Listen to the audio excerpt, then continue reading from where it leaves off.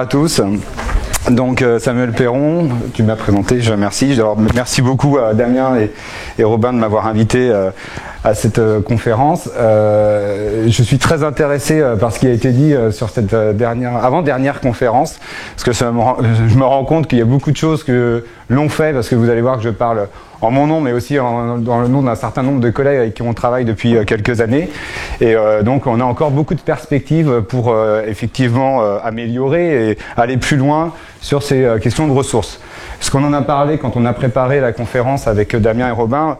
Vous allez voir, je suis, on va dire, limite avec la problématique du jour. Je parle bien sûr des ressources.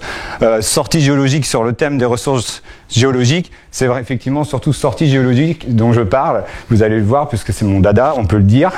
Ressources géologiques, finalement, au début, c'est qu'un prétexte pour amener les élèves dehors. Mais très vite, on se rend compte qu'on va pouvoir aller plus loin avec notamment ce que nous proposent les nouveaux programmes. Que je ne maîtrise pas encore complètement parce que je suis essentiellement un enseignant de collège quand même, hein, il faut le dire. Donc il y a une partie de mes collègues qui sont ici dans la salle, donc qui pourront nous aider à répondre à d'éventuelles remarques et questions à la fin.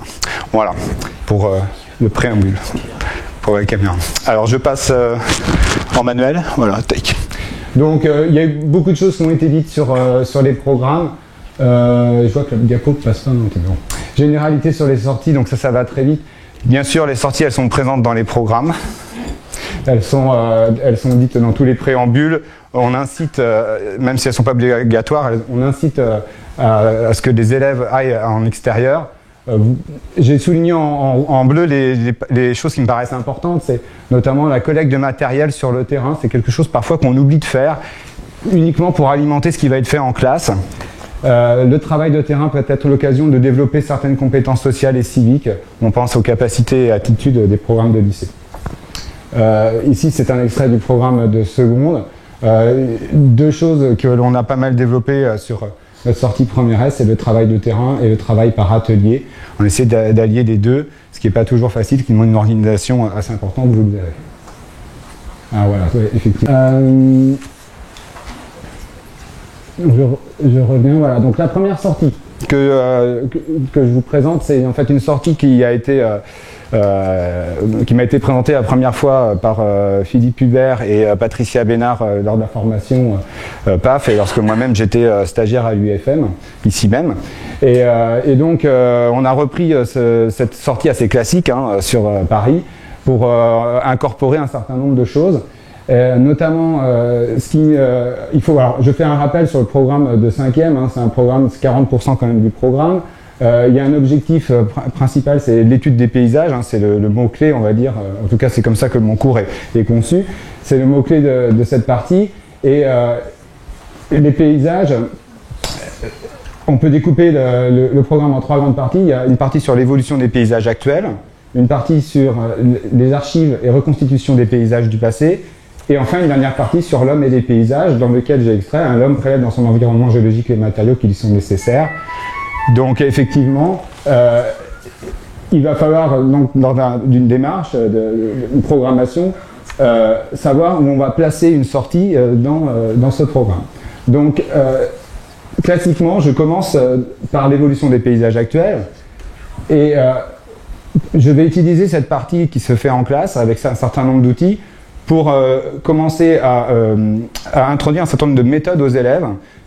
Et les deux grandes méthodes que auxquelles j'essaye de les former, c'est d'abord le dessin, le croquis de paysage. Donc là, on utilise un outil que vous connaissez tous, c'est Google Earth. Et on arrive donc à construire un croquis et une description du modelé du paysage qui va en découler. Et la deuxième chose qui arrive, c'est essayer de comprendre la formation de ce paysage. Et ici, on a dans le programme, enfin dans les capacités déclinées, un certain nombre de capacités attendues qui sont en fait la démarche expérimentale, avec un modèle de rivière pour expliquer la formation, par exemple, d'une vallée. Donc les élèves arrivent avec ces acquis sur le terrain. L'objectif étant d'aller découvrir non pas un paysage comme le Grand Canyon ou une vallée dans les Alpes, comme je le fais classiquement en introduction, mais un paysage de leur environnement proche. Et il s'agit ici du parc des Buttes-Chaumont, à Paris. il est important, avant d'aller sur le terrain, de faire une préparation à cette sortie. Là encore, on réutilise le logiciel Google Earth, sur lequel on apprend à placer une carte topographique. L'objectif, c'est pas juste de faire joli, c'est bien sûr de faire un travail de géolocalisation de notre lieu de terrain, et notamment de chercher des endroits pour faire un panorama, puisqu'on sait faire des croquis de panorama. Donc, les lignes de niveau vont nous permettre, par exemple, de localiser les points hauts. Alors, il y a aussi les reliefs sur Google. Donc, j'ai noté, par exemple,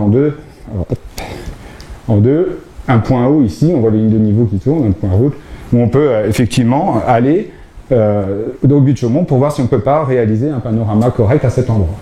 Deuxième chose, on a besoin de connaître les roches. Donc, on va rechercher les affleurements avec les indications ici, les petites barbules, les avoues de pente, on appelle ça, qui vont permettre de supposer qu'ici il y a des affleurements. Donc on peut aussi bien sûr préparer notre itinéraire à l'intérieur du parc. Donc voilà la séance de préparation à la sortie.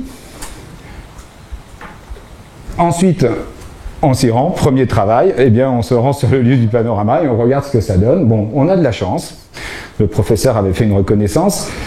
Il n'y a pas de feuilles dans les arbres, deuxième chance, et donc ça nous permet de réaliser un croquis. Et ça, c'est une démarche que j'aime bien utiliser, que j'ai appris à utiliser avec mes différents formateurs, c'est qu'effectivement, en géologie, on commence d'abord par regarder de loin, et on va aller zoomer progressivement pour aller observer les détails. Alors, quelles roches constituent les falaises que l'on observe au but de Chaumont, puisque l'on observe des falaises, on ne sait pas encore quelle est leur origine. Alors, pardon, excusez-moi, on distingue trois couleurs, pour ceux qui connaissent, excusez-moi, du gris, du orange et du jaune. La photo est en hiver, alors tout est gris, on est bien d'accord. Mais il y a effectivement trois roches, entre guillemets, que l'on peut voir sur ces falaises. On voit du gris, on voit du orange, on voit du jaune. Je vous rappelle qu'on est avec des cinquièmes, donc on y va doucement. Et lorsque l'on approche du front de falaise, on trouve une grotte, qui est la vraie fausse grotte des buts de Chaumont, dans lequel on peut voir en détail donc ces premières roches. Donc la roche grise, eh bien, ils la connaissent tout de suite, ils la reconnaissent en général, c'est du ciment ou du béton, d'accord, qui habille toutes ces surfaces. Il y a une seconde roche orangée qui sont en fait des moellons de meulières caverneuses qui sont utilisés pour renforcer la paroi et qui sont scellés par le béton. Donc on en discute, on peut utiliser une clé de détermination, mais on se rend très vite compte que ce sont des blocs qui ont été scellés ici. C'est un mur qui est monté, on en voit un petit bout ici qui affleure. Voilà. Et puis il reste la roche jaune dont on n'a pas encore l'explication. On continue, on pénètre dans la grotte et puis on se rend compte qu'à l'entrée de la grotte, ici on n'en voit qu'une partie, en fait on peut faire le tour de ce qu'on appelle un pilier tourné. D'accord ? Donc c'est une formation rocheuse qui est restée là. On voit qu'au fond de la grotte, lorsque on se déplace, cette grotte, c'est encore une fois un mur. On voit des gros moellons de roches jaunes qui sont scellés par du béton. Et on voit aussi qu'au plafond, on a une cavité qui arrive vers la surface, que l'on explique comme étant un fontis. Et il y a des stalactites qui tombent ici, et donc on comprend très vite, quand on regarde la tige métallique qui dépasse ici, qui est tordue, qu'elles sont artificielles. Donc, ici, alors c'est une démarche qui est beaucoup basée sur l'échange, la discussion. Les élèves ne sont pas vraiment encore en activité, on va dire, à part le croquis du début. Mais on approche du but, le but étant toujours d'identifier quelle est vraiment la roche qui forme ce paysage. Avec les observations que l'on vient de faire, de manière magistrale, j'expose, en fait, nous sommes à l'entrée d'une grotte qui est en fait l'entrée d'une galerie souterraine d'exploitation d'une roche. Donc la grotte, elle est en fait ici. Le mur qui fait le fond, c'est ce qu'il y a ici. Alors le fontis n'est pas représenté, mais on se rend compte que finalement, toute cette zone, ici, c'est un document qu'ils ont dans leur livret, toute cette zone a disparu. Ici, le belvédère. Et ici, la mairie du 19e. En tournant le long de cette falaise, on arrive à l'affleurement 5 qu'on avait repéré grâce à Google Earth. Et on arrive sur un affleurement de roche. Et cette fois, clairement, on ne la connaît plus, cette roche-là. Et on voit qu'elle est représentée de manière massive, hein, sur une assez grande surface. Ça pourrait ressembler à un mur, mais il n'y a plus de béton. Alors, ici, activité nouvelle des élèves, enfin nouvelle, pas vraiment, puisqu'ils ont déjà fait des panoramas, et on reprend un petit peu les mêmes règles pour réaliser un croquis de l'affleurement, et il en dégage que la roche est stratifiée. Dans le livret, ils ont un certain nombre de documents, on cherche à identifier la roche, classiquement une clé de détermination, et on permet d'identifier le nom de la roche, et on arrive au gypse. En fait, on arrive à deux roches. Il y a du gypse saccharoïde, qui ne fait pas du tout effervescence, et puis il y a une roche qui est plus friable, dans laquelle on reconnaît des grains de gypse, qui elle fait effervescence, c'est en fait de la marne gypseuse.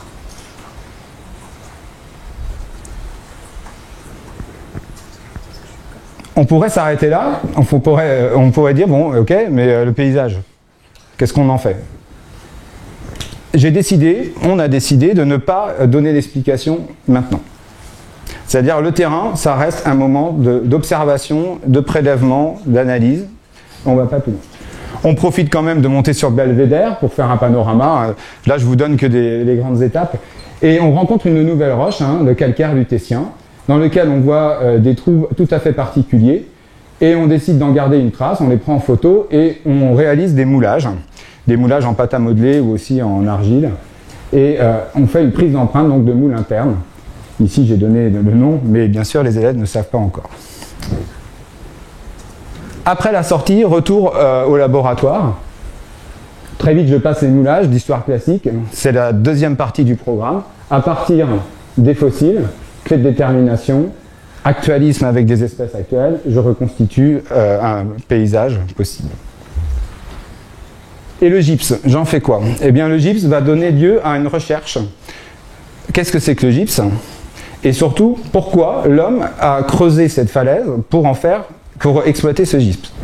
Et un certain nombre de recherches donc réalisées par les élèves aboutissent au mot plâtre, bien sûr.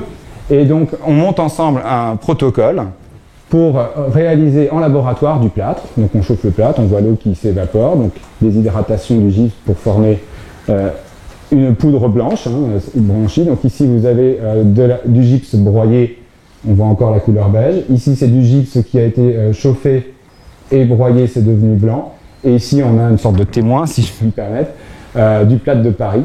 Et ensuite, on rajoute un peu d'eau, on fait notre petit plâtre avec les 3 échantillons, et on regarde les résultats. Et effectivement, on a bien fabriqué du plâtre avec du gypse chauffé et broyé. Dernière activité faite en classe, c'est encore une fois Google Earth, puisque ça faisait quand même beaucoup partie de cette formation. C'est la possibilité de faire un compte rendu de terrain virtuel. Donc c'est très à la mode, on va dire. Mais donc ça, c'est un travail qui a été réalisé par les stagiaires PLC2, encadrés par Sylvie Doucet, ici même à l'UFM.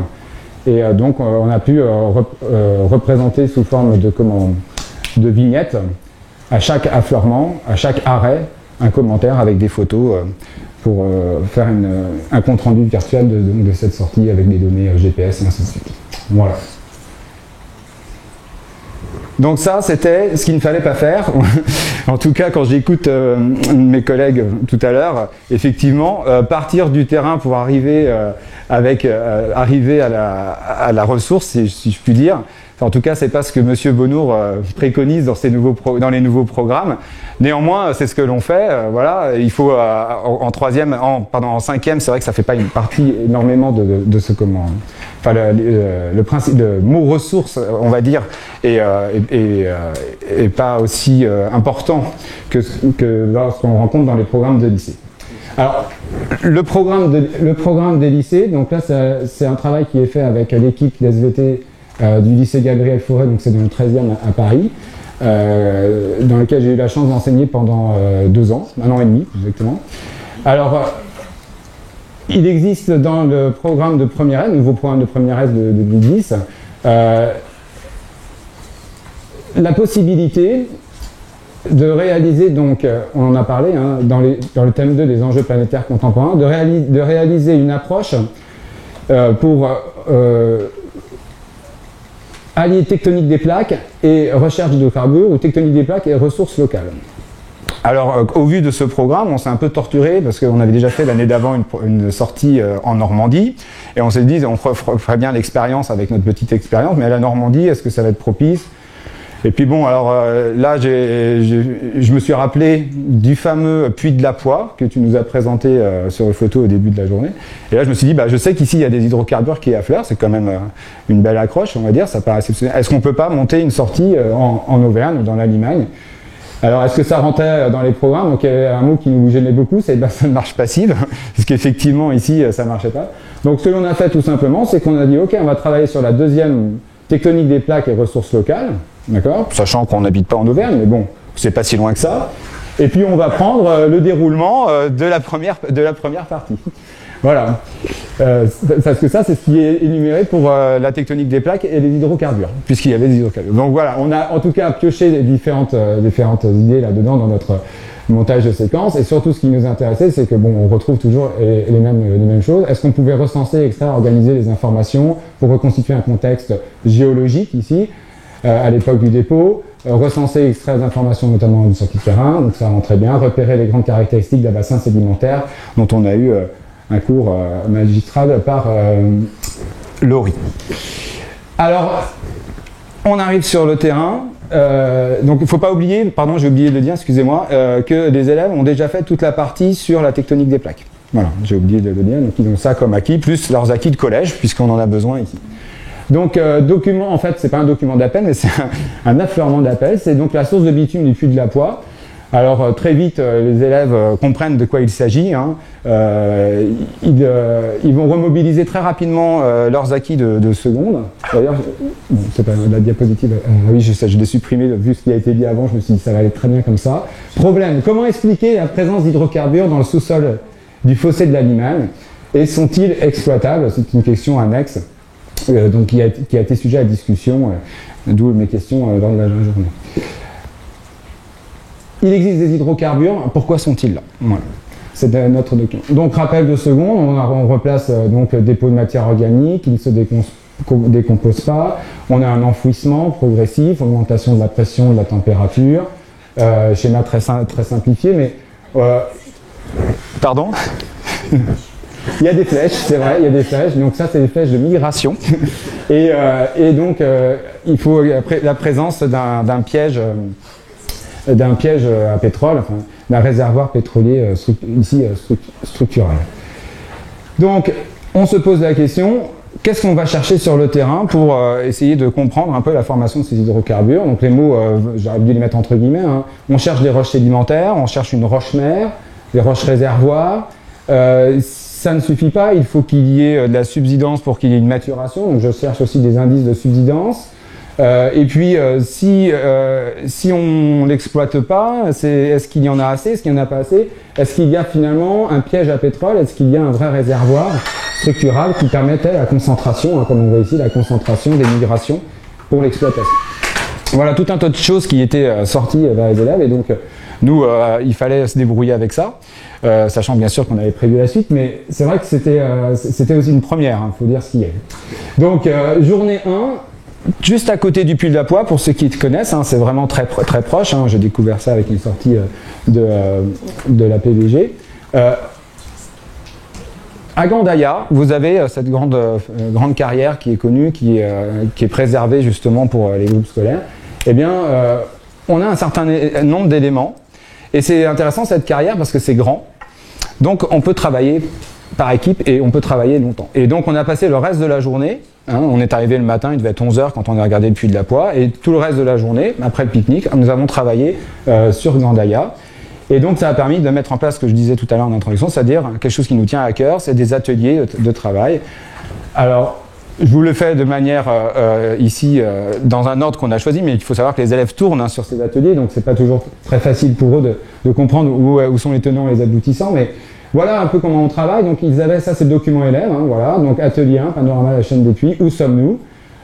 Production, croquis du panorama, dessiné, légendé, orienté, capacité, attitude, mise en jeu, ça c'est directement extrait du programme, et ils ont des annexes qui permettent de les aider. Donc ils ont en face de vous, hein, sur la butte de la carrière de Gandaïa, le paysage que vous avez ici en haut de la diapositive.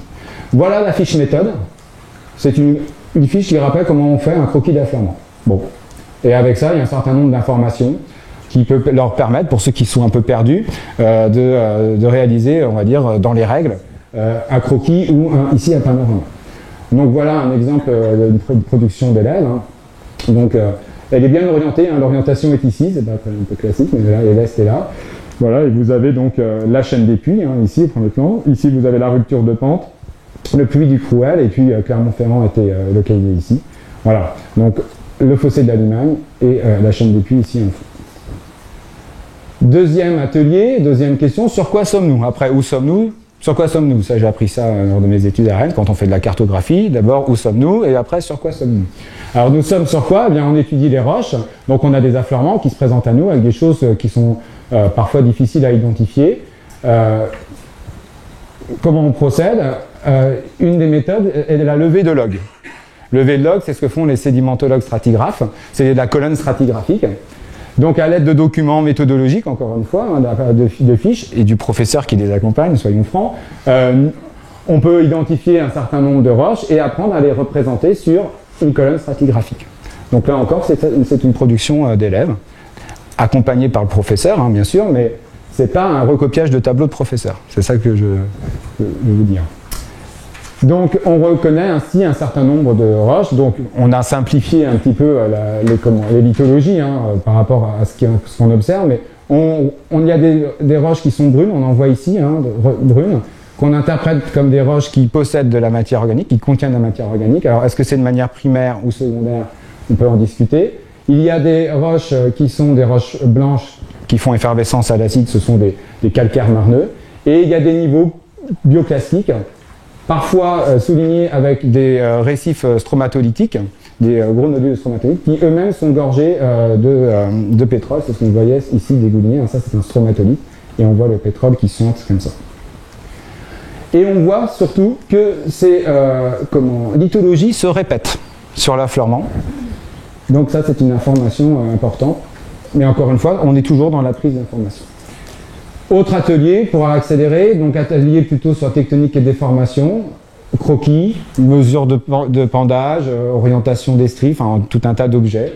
C'est assez ambitieux, je reconnais, mais ça passe assez bien puisqu'il y a un professeur pour 10 élèves, donc forcément, ou 10-12 élèves. Donc on arrive à les tenir attentifs, on arrive à les faire manipuler, on a acheté des boussoles et des loupes, et on les fait observer et mesurer. Atelier 4, intrusion magmatique, car il y a aussi des filons de basalte, un croquis, et un petit exercice qui me tient à cœur, que j'en avais mis en place aussi l'année dernière quand on avait fait la Normandie, c'est un tout petit exercice de cartographie, pas du tout compliqué, enfin pas très ambitieux, mais juste pour montrer ce que c'est que de faire une carte en géologie. Donc ici, il s'agit d'une photo aérienne de la carrière de Gandaya. Les barbules, ça représente les différentes marches, hein, les escaliers qu'il y a dans cette carrière. Et alors je ne sais pas si vous allez voir parce que le scan est assez de mauvaise qualité.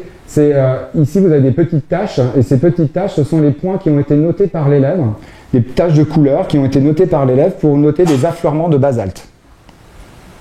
Voilà. Et si je reviens en arrière et que je regarde ici le filon basaltique, on a compris que ce basalte est localisé dans l'espace, hein, il est en contact, il recoupe le calcaire, et donc on comprend qu'en fait ce basalte est mis en place sous forme de filon, principe de recoupement, donc le basalte est ici plus jeune que les sédiments. Voilà.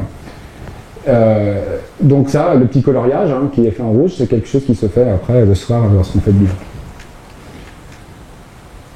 Journée 1, bilan. On a toujours notre problème sur l'origine des hydrocarbures, mais il est encore trop tôt pour faire le bilan. Le premier bilan, c'est l'interprétation de ce log. Encore une fois, quelque chose d'assez ambitieux, mais les élèves ont relativement bien compris que chaque rappel de cinquième, hein, chaque roche peut donner un environnement, et que si ces environnements se répètent, on peut penser que ces environnements étaient peut-être pas très loin les uns des autres, et on construit avec eux ce qu'on appelle dans notre jargon un modèle de faciès, avec ici un profil de dépôt, et on replace les trois lithologies, les trois grandes lithologies, on les replace dans un profil qui est un profil lacustre, au vu des fossiles et au vu des sédiments. Et ainsi, ça nous permet de tracer une petite courbe stratigraphique qui nous permet juste de dire que les événements qui provoquent la sédimentation des roches sédimentaires sont des événements qui se répètent dans le temps, des événements qui sont cycliques. Donc si on a des roches avec de la matière organique qui affleure, on peut peut-être, hypothèse, penser qu'il y a des roches de matière organique qui sont aussi en profondeur, si notre hypothèse de cyclicité est vérifiée. Voilà pourquoi on a fait ça. Deuxième journée, on est toujours dans notre histoire de construction du bassin sédimentaire pour comprendre l'origine de ces hydrocarbures. Quelle est la structure du bassin sédimentaire? Parce que le mot est sorti. Hein. C'est une coupe en fait que l'on fait en 3 arrêts. C'est dans la vallée. Alors la Couze de Chambon, c'est entre Saint-Nectaire et le fossé de la Limagne. Et vous avez donc une série d'affleurements plus ou moins bonne qualité, plus ou moins accessibles, mais on a fait qu'avec ce qu'on avait. Le premier affleurement, c'est du granit, c'est du socle hercynien. Il a l'avantage d'être très fracturé, et sur certaines de ces fractures, il y a du mouvement. Et ce mouvement montre la même orientation que le mouvement des failles que l'on a observé dans Gandaya. Ce sont des failles normales, orientées globalement nord-sud, et ce sont des failles normales qui peuvent être conjuguées, donc un coup dans un sens ou un coup dans un autre. Ici, j'en ai représenté une avec le décalage de la diaclase dans le granit. Deuxième fois que l'on voit, cette fois, une coulée de basalte dans la vallée. Ici, c'est un affleurement vu du quart, donc là, il est important néanmoins, mais il est beau, mais il est inaccessible. Ce sont des conglomérats et des arkoses de l'Oligocène, donc de nouveau du sédimentaire, sachant qu'on n'a quasiment pas, on a un peu baissé dans la vallée, parce qu'on descend la vallée, mais on n'a pas beaucoup changé en altitude. Gandaya, ça c'est le petit schéma bilan qu'on avait fait avec les élèves. Je le place ici puisqu'il se situe à peu près ici dans le transeil, dans la coupe. Et on finit sur un affleurement spectaculaire, parce qu'il faut aussi penser à montrer des choses spectaculaires aux élèves pour que l'attention reste là. C'est le rocher de Husson avec ces grandes colonnes basaltiques. Et on voit de nouveau un affleurement de basalte. Et là, on présente un modèle, donc là c'est encore du magistral, on présente un modèle de magmato-phréatique et l'interprétation aussi comme un lac de lave. En soir, le bilan 2, donc ça c'est la journée, hein. Le bilan le soir. Vous allez reconnaître les petits croquebarres qui sont dessinés ici, ont été dessinés sur le tableau, et on va tenter de les relier les uns avec les autres pour construire notre coupe. Voilà à quoi a servi cette soirée. Donc avec différents documents, on a utilisé des cartes, on a utilisé des arguments sédimentaires, passage latéral de faciès, des choses qui peuvent paraître assez compliquées, mais quand on a les objets sous les yeux, les élèves nous sont semblés assez accrocheurs. On a eu beaucoup de questions, c'était assez intéressant. On a même pu placer le socle ici de notre bassin, puisqu'on a retrouvé sous forme d'enclave du granit dans les orgues basaltiques, d'où ici le schéma avec le socle du bassin. Et donc la conclusion, c'est un bassin de type rift continental avec des failles normales. Bon, ils ont entendu parler dans la première partie du programme. Husson nous a permis aussi de voir d'autres roches qui ont servi à la construction, d'autres ressources, voilà, géomatériaux. Et on se pose du coup un problème annexe, c'est comment expliquer le volcanisme dans la région. Et donc ça donne lieu à... Enfin, ça donne pas lieu, c'est pas vrai, c'est une question qui est restée en suspens, encore une fois. J'aime bien faire des sorties où il y a des questions qui restent en suspens. Et donc, la troisième journée, on est allé dans le volcanisme quand même, le voir. On en a vu un autre type, hein. On est allé dans la carrière que vous connaissez peut-être de l'Antégie, avec la Pouzzolane. Et là, l'idée, c'était de lâcher les élèves et qu'ils travaillent un peu tout seuls en autonomie, après 2 jours de géologie intensive, avec un certain nombre de pratiques, un certain nombre d'outils. Est-ce qu'ils sont capables de se débrouiller seuls ? Voilà, donc on a créé encore une fois 4 groupes, accompagnés par le professeur, mais le professeur n'était plus là pour donner les directives. Et donc ils ont dû construire un certain nombre de documents, toujours avec le même principe de fiches et de questions. Donc ils ont refait un log, cette fois un log qui se situe à cet endroit sur les différentes successions de formations volcaniques de l'Antégie. De la chronologie relative avec un croquis, avec des failles scellées. Pardon, excusez-moi, je suis appuyé sur une mauvaise touche. Ici, un exercice de cartographie. Ici, vous avez l'antégie2 avec la cheminée qui arrive à cet endroit, et vous avez un certain nombre, alors on ne voit pas très bien sur la photo, mais un certain nombre de filons, qui sont des filons en fait d'alimentation, ou des filons qui partent de la cheminée, avec une disposition globalement radiale, ce qui paraît assez logique. Hein, quand vous avez une cheminée qui sort au milieu d'un volcan, il a tendance à faire craquer, donc ça a même donné lieu à une modélisation qu'on a fait entre nous avec les collègues. On n'a pas eu le temps de le faire avec les élèves malheureusement, mais vous prenez de la farine, vous injectez du miel par en dessous, et la farine elle se craque en faisant une petite étoile. Donc c'était ça ici, leur montrer ça. Et puis un dernier affleurement, enfin qui est un dernier arrêt sur le site où ils ont préservé à l'antégie tout le matériel utilisé pour l'extraction et le tri et le tamissage des pouzzolanes. Donc encore une fois un arrêt à faire pour les élèves. Plutôt ludique là on va dire, même si c'était encore une fois le sol. Voilà. Alors après la sortie, toujours la même méthode, après la sortie, compte rendu. Ça c'est notre collègue François Vanout, qui vous connaissez ici à l'UFM aussi, qui, avec les TPE, et on l'avait fait une première fois avec les TPE, et là on fait une seconde fois en compte rendu de terrain, écrire un article scientifique. Voilà, avec matériel méthode, résultats, discussion. Bon. Et donc l'objectif c'était d'expliquer l'étude scientifique du domaine de l'antégie, donc comment le domaine de l'antégie s'est créé au cours du temps géologique passé. Donc ça c'est un document élève, hein. D'accord, ils sont bien allés en Auvergne, vous voyez, ils sont là. Hop. En classe, après la sortie, il est quand même venu le temps des bilans, donc on a continué à discuter sur ces ressources. Comment expliquer la présence d'hydrocarbures dans le sous-sol de la plaine de la Limagne, bassin sédimentaire en subsidence, le type rift qui préserve des sédiments lacustres riches en matière organique, ok, présence de roches marno-argileuses imperméables et de roches poreuses, les récifs à stromatolites et les lumachales qui étaient gorgés de pétrole. Les discussions sont très vite envoyées. Pourquoi on n'exploite pas? Donc ça, j'ai mis entre guillemets parce qu'avec les discussions qu'on a eues aujourd'hui, je ne sais pas où sont les réponses, hein, mais les hydrocarbures matures sont peu abondants car la maturation est peut-être insuffisante. On avait sorti la carte au million, on a 200 mètres de préservés, ça ne veut pas dire qu'il n'y a pas eu plus puisqu'on a observé de l'érosion, donc peut-être qu'il y a eu plus, peut-être que la fenêtre à huile a été atteinte. On a le flux thermique avec le volcanisme. Les hydrocarbures présents, mais pas de concentration dans les pièges structuraux parce qu'on n'a pas vu de grand pli, on n'a pas vu de modèle simple, il y a plusieurs types de pièges, mais les élèves ont cette image de cette anticlinale qui peut piéger les hydrocarbures. On n'a pas mis en évidence ce type de piège, donc peut-être qu'il existe du pétrole suffisamment, mais il va souhaiter à différents endroits, si bien qu'il est inexploitable. Tout ça, c'était de la discussion. Après la sortie, bilan du stage, problème. Comment expliquer le volcanisme dans la région? Et c'est là que l'on va arriver enfin à la tectonique des plaques, puisque n'oubliez pas que c'était le point de départ. Donc tectonique des plaques, ça c'est un document de synthèse donc, que j'avais créé, qu'on a donné aux élèves. On a vu qu'il y avait de la sédimentation, elle est globalement oligocène. On a vu du volcanisme qui perçait la sédimentation avec le rocher du son et les filons. C'est un volcanisme miocène, et le volcanisme de la chaîne des puits, pour faire simple, hein, est localisé ici, voilà, c'est le dernier, il est plutôt plio-quaternaire. Donc on a deux phénomènes qui sont finalement séparés. D'abord de la subsidence et de la sédimentation, et dans un deuxième cas, on a le volcanisme qui recoupe, donc qui est plus récent. Comment expliquer ce phénomène? Alors là, on pourra en discuter. Il existe bien sûr plusieurs modèles. On en a choisi un qui est très critiqué quand on discute avec les géologues. Hein, d'accord. Donc le voilà, ce modèle. Il est présenté dans les documents, notamment à l'antégie. Hein, d'accord.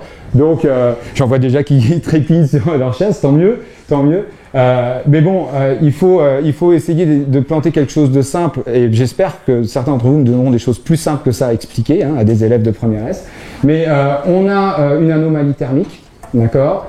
On n'a pas très loin, on a sorti des cartes, hein, je vous épargne tous les documents, on a les Alpes, et on a une série de bassins de type rift qui sont des bassins ouest européens.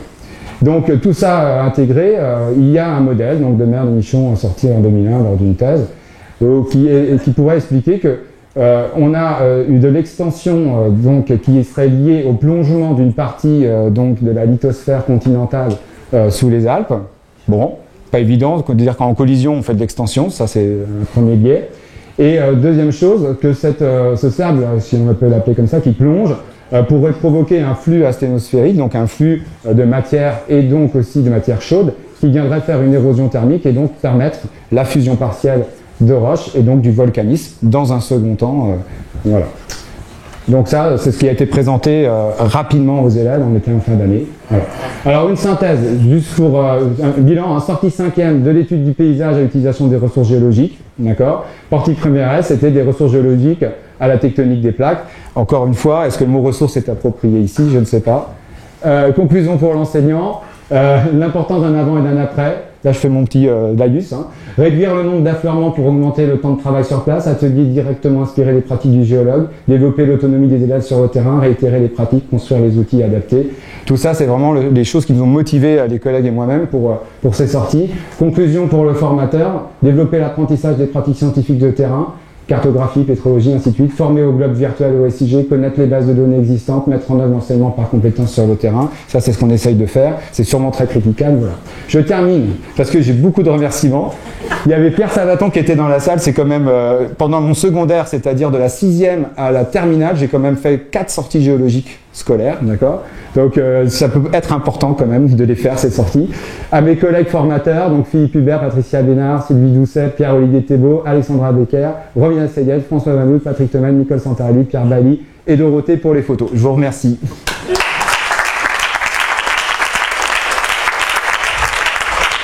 Cette diapo, c'est aussi pour montrer que c'est la chance que j'ai eue pendant mes 6 années à Paris, là, c'est de travailler avec des gens, quoi. Et on est souvent très isolés. Là, je me retrouve de nouveau dans un établissement en province où je me retrouve un peu tout seul à faire mon collège.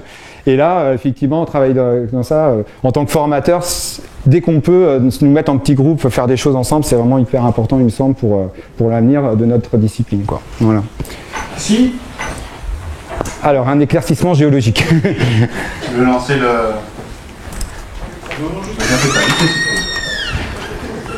Finalement, dans l'exploitation de Gandaya, tu nous parles de la roche-mère avec les niveaux riches en matière organique, tu nous parles des roches réservoirs. Un équivalent roche-mère. Équivalent, ouais. Tout à fait d'accord, mais un analogue. D'accord, ouais, un analogue. Par contre, tu n'as pas du tout parlé de l'analogue de la migration, mais finalement, on peut l'utiliser parce qu'on voit très très bien un certain nombre de fractures. Enfin, moi, quand je disais, c'est ce que je travaille avec les étudiants. Oui, des fractures. Tu vois vraiment le bitume qui circule dans les fractures et tu vois aussi surtout le bitume qui remonte à travers le dike, quoi. Le dike de Bépérite, tu vois qu'il est gorgé à peu près à tous les niveaux. Tout à fait. Et on voit bien la corrélation, d'ailleurs sur les stromatolites, ils n'ont pas tous la même quantité d'hydrocarbures, et plus tu te rapproches du dike de Bépérite, plus ils sont riches. D'accord, bon, bah, c'est parfait. Si on a la chance de pouvoir la refaire cette année, encore des choses à leur montrer. Regarde en transversal sur... Ouais. Alors les reconnaissances, c'est toujours une épreuve parce qu'il faut caler un week-end à nos frais pour aller voir ces affleurements. C'est énorme comme travail. Hein. Enfin, on fait ça rapidement, mais c'est vrai que tous les documents qu'on a construits, les clés de détermination, ça représente quand même du travail. Mais je connaissais effectivement ce que tu disais sur les diacasses qui servent de conduit. Par contre, j'avoue que je ne l'ai pas observé clairement dans les dikes. C'est-à-dire que la pépérite est aussi gorgée, c'est ça? D'accord, et ça se sent. Ouais. Surtout dans la partie basse qui alimente le... D'accord. Et latéralement, donc on peut voir les stromatolites qui vont changer de concentration. Vers la gauche de la carrière, ils en ont presque plus. D'accord. Merci.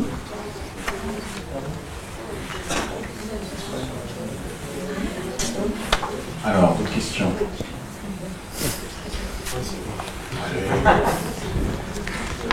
Bon, je ne vais pas relancer le débat sur le modèle de Merlin Michon, comme je l'appelle, mais ce que je veux dire, c'est est-ce qu'on a vraiment, quand quelque chose d'un peu controversé comme ça, besoin de boucler en faisant intervenir, parce que finalement, si tu veux, il y a deux choses qui sortent bien dans ta thématique régionale, c'est l'extension, ça c'est très bien de le montrer, et puis qu'après il y a une remontée de manteau. Est-ce qu'on a vraiment besoin de boucler sur les algues, qui est un autre objet qui n'a rien à voir? On va leur encombrer la tête avec quelque chose dont les corrélations sont même pas certaines. Moi, j'avoue que je suis un peu... C'est ce qui m'embête, si tu veux, plus dans le modèle. Bon, c'est un modèle, il a le mérite d'exister, mais on a l'impression que maintenant, c'est une nécessité de le coller partout parce qu'il faut absolument boucler. Et justement, on retombe un peu sur ces flèches. Ça a été une grande discussion entre nous de savoir jusqu'où on allait, effectivement, sachant déjà que la collision, c'est le programme le programme de terminale. Je ne sais pas effectivement si c'est judicieux de le faire, celui-ci ou un autre. je trouve qu'il a l'avantage d'être relativement simple, je trouve, parce que dans un seul schéma, on explique les phénomènes. Alors après, ça explique pas tout, toute la physique et les contradictions de la vie que ça peut avoir. Pas plus tard que cet été, on a fait la sortie avec des collègues de classe prépa à l'UPA. On est allé voir les Alpes centrales. Bon, j'ai pas loupé l'occasion de discuter de cela avec nos intervenants. Et bon, voilà, quoi. J'ai appris plein de choses aussi sur d'autres manières de penser, notamment. Globalement, on a des contraintes, des forces qui viennent du sud, qui poussent, donc c'est assez logique d'ouvrir des bassins en est-ouest. Donc sur un modèle simple, le problème c'est ces Alpes qui tournent à cet endroit-là, du coup on voit une frontière alpine, le front alpin qui est parallèle à cette extension, donc c'est pas forcément facile à intégrer. Mais je pense qu'il y aurait des choses simples à faire et notamment à modéliser. Enfin, on peut faire des petites choses, j'imagine, avec les élèves après là-dessus. Il faut pas oublier, Patricia me le rappelait, c'est une sortie qu'on a fait comme souvent les sorties au mois de mai. Beaucoup de choses se précipitent et donc notamment le retour en classe a été un peu contraint et limité. Je pense que c'est une question que pose Siegfried. Je pense que c'est une question plus générale aussi, mais que je ne pose pas particulièrement, oui. C'est une remarque, c'est qu'en fait le programme il nous invite à faire un zoom arrière, c'est-à-dire on est dans du local, on veut l'intégrer dans du régional et dans du tectonique. Donc à quel point je fais mon zoom arrière? Est-ce que je vais simplement dire on est dans un bassin extensif? Ou est-ce que je vais dire je suis dans un bassin extensif qui est lui-même lié à une collision? Ou est-ce que je fais encore un zoom arrière en disant mais cette collision finalement elle est due à la remontée du bon. Donc où est-ce que je mets le curseur finalement? Et jusqu'à quel point je fais de la géologie régionale ou de la géopoésie, entre guillemets, de me rattacher des choses qui n'ont pas forcément mis en fait. C'est vrai que en fait c'est pas évident à trouver cet équilibre-là. Et je pense qu'il faut faire attention auprès de nos élèves, à pas forcément tomber dans l'histoire, même si elle paraît belle à raconter. Est-ce que pour autant on se mouille pas trop? Est-ce que mais moi j'ai pas de réponse à ça et ce que tu fais quelque part je le fais aussi un peu et je me dis que bon voilà, mais la question de ce zoom arrière que quelque part nous impose le programme, et je pense qu'il est intéressant, c'est-à-dire intégrer dans une histoire tectonique parce que c'est un modèle conceptuel, jusqu'où on s'arrête, jusqu'où on peut dire des choses et qu'est-ce qu'il ne faut pas dire, ou voilà, jusqu'où il ne faut pas se mouiller ou se mouiller dans le scénario. J'ai hésité avec un autre document qui peut-être aurait été plus judicieux maintenant qu'on en discute, c'est une carte tout simplement des grandes structures à l'âge alpin, où on voit donc tous ces chevauchements, toutes ces collisions de blocs, et puis ces bassins qui dans le bloc européen s'ouvrent. Parce que souvent on dit... il est dans le diaporama, mais je l'ai... Et puis finalement, ouais, mais ils ont le mérite d'avoir vu le seul modèle. Moi je suis désolé, Pichon et des collègues avaient publié des articles où ils montraient effectivement sur des séries d'analyses de contraintes imposées par la collision qu'on pouvait expliquer un système de rift qui allait parce qu'il ne faut pas oublier qu'il va de l'Espagne quand même vers du nord. Bon, oui, il y a un autre modèle aussi qui relie le volcanisme du Massif central avec la subduction Sardaigne, où on voit le slab qui plonge et qui va découper avec le recul du slab qui découpe et qui. Mais encore une fois, il y a. Ouais, c'est un peu technique. Bon. Justement, non, je vais essayer de faire l'effort parce que ça ne mérite pas quand même. Je vais faire mon Samuel hyper modeste. C'est que quand c'est aussi controversé que ça, peut-être que ça vaut le coup effectivement soit de ne pas le faire, soit de montrer qu'il y en a plusieurs, oui, d'accord. Quitte à y passer rapidement dessus, au moins pour ça. Parce que c'est aussi bien de montrer qu'il y a plein d'interrogations, qu'on chamaille, qu'on traite le chignon dans le livre, pour avancer c'est vrai. en toute crête de chignon. On avait beaucoup insisté sur le fait que c'était qu'un modèle, mais encore faut-il que les élèves comprennent ce que veut dire le mot modèle. Il y en a plusieurs, on comprend. Oui, c'est vrai. Non, mais tout à fait. Tout à fait. Moi, je trouve que ça pose un problème encore plus général. Souvent, on dit, ok, on va montrer aux élèves la diversité de pensée en montrant des différentes écoles, mais si l'argumentation ne leur est pas accessible, et là on est dans un cas où elle est un peu complexe, mais il y en a d'autres, je pense sur le climat et tout ça, finalement, est-ce qu'on leur donne pas plutôt l'impression qu'on voit des scientifiques qui se crêpent le chignon plutôt que des gens qui essayent d'appliquer des méthodes rigoureuses? Moi, c'est un problème que j'ai sur l'introduction d'un certain nombre de controverses ou de sujets très controversés dans les programmes du secondaire. Personnellement, je ne suis pas sûr que ce soit la meilleure façon de montrer comment la science fonctionne. C'est très médiatique. On applique le même raisonnement à l'hypothèse, si on a plusieurs, on n'est pas d'accord. Oui, d'accord pour des choses simples quand on a les moyens, mais si on leur montre des choses pour lesquelles on n'a pas vraiment les moyens, moi je trouve qu'on biaise un peu. Alors, je ne connais pas le modèle en question, donc effectivement c'est peut-être trop compliqué. Ce que tu veux dire, c'est qu'il y a intérêt finalement de montrer différents modèles si les élèves ne comprennent pas les arguments Ouais. Oui. Peut-être qu'il faut insister sur les arguments plutôt que sur les modèles finaux qui sont les... Oui, il y en a une derrière C'est pas aussi. une question, c'est juste un commentaire. En fait, je me demande si le modèle, vous n'avez pas eu l'idée de le mettre, parce qu'en fait, les élèves, je pense que dans le secondaire, ils voient surtout le magmatisme dans les différents contextes. Et en fait, la logique d'un élève, j'imagine qu'un élève pourrait se poser la question pourquoi est-ce qu'il y a du magmatisme dans le Massif central? Parce que c'est une dorsale océanique. Voilà. Et le modèle peut être intéressant pour montrer que justement, par rapport à ce qu'ils ont vu dans le secondaire, où on a du volcanisme en limite de plaque ou un intraplaque, que là on a des cas un peu particuliers et que par la tomographie, par des méthodes particulières, on peut montrer qu'on n'est pas dans un vrai contexte intraplaque de point chaud. Et c'est là que le modèle peut servir à dire, ben voilà, on est dans un contexte intraplaque, mais il y a des extensions associées. En même temps, donc on n'a pas un enracinement profond des anomalies thermiques. Ça peut peut-être expliquer pour les élèves qu'il y a des cas particuliers et que le Massif central en est un peu un. Enfin, moi, je sais pas, je pense que le modèle il peut être amené pour montrer que des fois, on a du magmatisme qui ne va pas s'expliquer de façon simple dans les différents contextes de limite de plaque ou intraplaque qu'ils ont vu. Oui. C'est peut-être là qu'on peut l'amener ce modèle. C'est vrai que c'est peut-être pas. Du coup, une simple carte peut-être aurait pu. Moi, je pense que ça doit amener une explication par rapport à ce qu'ils ont vu dans le secondaire sur les contextes classiques en fait. Oui, ce serait l'occasion de dire que ce modèle de la tectonique des plaques, il peut être aussi un petit peu discuté. Et, Il y avait une question. On a débordé la dernière, un quart d'heure, peut-être les dernières interventions. C'est de ma faute, hein, parce que tu m'as fait plein de gestes. Hein, je voulais tellement faire mes remerciements. Ça va apporter grand-chose. Moi, je m'interrogeais sur ce qu'on construit avec les élèves lorsqu'on leur présente un modèle aussi compliqué à la fin du travail que vous avez fait, qui est un travail important sur le terrain, où on voit bien qu'il y a des questions auxquelles on a un petit peu de mal à répondre. Et moi, ça ne me choque pas trop que les scientifiques n'aient pas des réponses à toutes les questions. Et donner un modèle que l'élève va photographier, il y a des élèves très visuels qui vont garder comme étant la réponse à la question qui se posait sur le volcanisme du Massif central, enfin, en tout cas de cette zone-là, me gêne un peu, dans la mesure où c'est un modèle qui est controversé, il y en a d'autres. Nous avons des difficultés avec les élèves à leur faire comprendre, et on voit bien la difficulté de la mise en place du programme de première S pour ça, à leur faire comprendre que la science est quelque chose qui évolue, que ce que l'on pense à un moment peut être remis en cause par des découvertes soit technologiques, soit scientifiques, soit fondamentales, et qu'on est amené éventuellement à revisiter ce que l'on avait pensé être le modèle explicatif. On a du mal là-dessus. L'élève, enfin, on ce qu'il dit encore, hein, les élèves posent la question, alors quand est-ce que vous allez nous donner la bonne réponse? Et ils attendent la bonne réponse. Alors, quand on est sur le terrain, justement, on peut peut-être leur montrer la complexité des objets géologiques, la complexité des interrelations, la carte, les schémas structurels, mais ces modèles qui sont des modèles explicatifs, qui sont basés sur un certain nombre d'arguments discutables, je ne suis pas sûre. Enfin, moi, je m'interroge sur la pertinence et sur la contre-productivité. Oui, je vois, que c'est des dégâts que ça pourrait faire même éventuellement chez.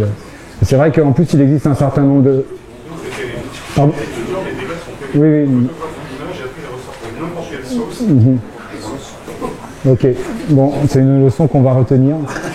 Non, mais c'est vrai que surtout. Merci.